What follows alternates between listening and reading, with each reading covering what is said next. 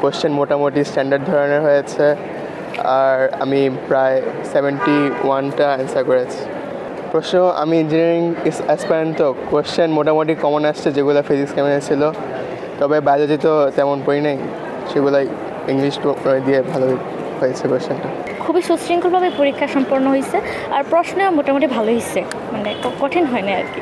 আমরা যতটা কঠিন ভাবছিলাম যে হয়তো বা সরকার বদলাইছে, প্রশ্ন হয়তো বা কঠিন হতে পারে, না তেমনটা হয় না আর কি, মোটামুটি ভালো প্রশ্নই হয়েছে। প্রশ্ন বিগত বছরের থেকে তুলনামূলক সোজা প্রশ্ন ছিল, মানে কি অত যেরকম মেডিকেল স্ট্যান্ডার্ড প্রশ্ন হয় সেরকমই, বাট তুলনামূলক একটু ইজি প্রশ্নটা হয়েছে আজকে। আমি আল্লাহর কাছে বলি ওর যেন ওর বাবার আশা পূরণ করতে পারে, ও যেন ভালো রেজাল্ট করতে পারে, এটাই। ছোটোবেলা থেকে আমার ইচ্ছা ছিল যে ও যেটা চায় হোক, কিন্তু ওর বাবার ইচ্ছা ডাক্তার হোক, এই জন্য আল্লাহর কাছে চাওয়া। আমার ইচ্ছা আমার মেয়ে ভালো করুক, এটাই। ছোটোবেলা থেকে ভালো রেজাল্ট করছে, এখনও ভালো করুক, এটাই।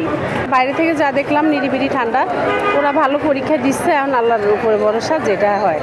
আলহামদুলিল্লাহ অনেক ভালো লাগছে, ছেলের পরীক্ষা ভালো হওয়ার কথা শুনে আশা করি ইনশাল্লাহ চান্স পাবে, ভালো মেডিকেলে পারবে।